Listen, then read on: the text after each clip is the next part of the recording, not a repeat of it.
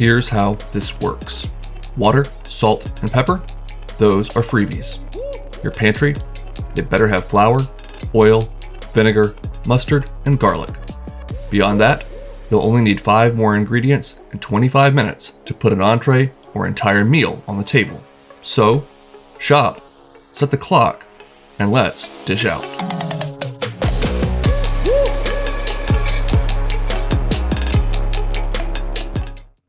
Alright, you're going to grab some thick cut pork chops. You want them to be at least 1 inch, maybe 1.5 inches thick ideally.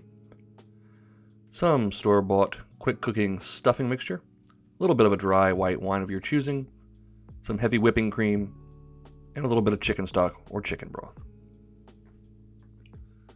Go ahead and preheat your oven to 425 and cook the stuffing per package directions. You can probably do it in the microwave in about 4 or 5 minutes.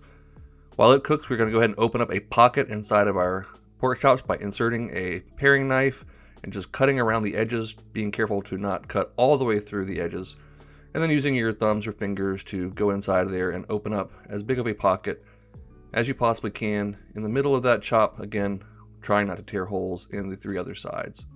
There. That's good. Just a nice hole to stuff some stuffing into without cutting the thing all the way in half. Speaking of our stuffing, after a quick 5-minute nuke in the microwave, we'll go ahead and stir to combine. And using a spoon and your fingers, just go ahead and work that stuffing mixture all the way back into that cavity that you created. Once it's starting to give you some resistance and you can't really add too much more, you are done. Just rinse and repeat with your remaining pork chops. Next up, we'll get a skillet over medium-high to high heat, depending on how your stove works. And add in some olive oil to get that nice and hot for us. Definitely want to get a nice sear on these. We'll season them with some fresh cracked pepper, a strong pinch of salt.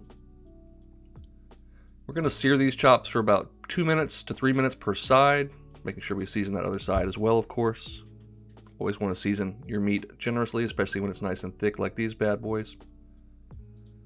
Once you get a nice sear on that first side, flip them over and give them a minute or two to get a head start on that second side. And then we're going to transfer them to that 425 degree oven for 10 to 15 minutes or until they are cooked through to about 140 degrees at least.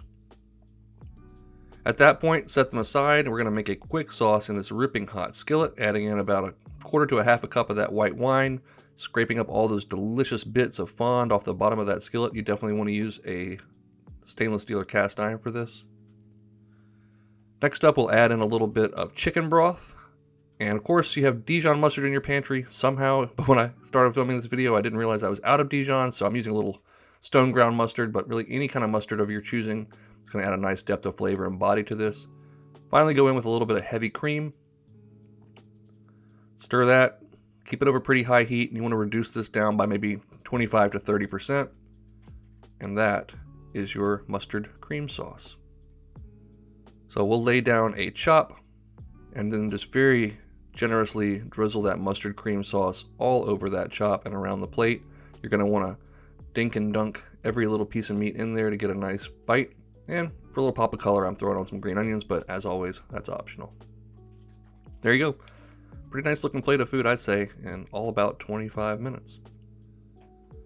Let's go in here and check out this cross section. Oh man, that looks good. You can serve this up with a side salad or green vegetable, or just enjoy it all on its own. I'm going to put down a little more of that sauce because, yeah, it's really that good. Check that out. Nice, moist, perfectly cooked pork. That sauce coating every inch of it. Succulent. Cream is, of course, really rich, but the wine and the chicken stock and the mustard really help to balance it out. Honestly, the whole grain mustard might be even better than Dijon in this. I hadn't tried it before, but I am really enjoying it. You also get a lot of flavor from that pre-packaged stuffing mixture. A little bit of a cheat code, but man, so flavorful. Really helps to jazz up what can otherwise be a pretty boring piece of meat.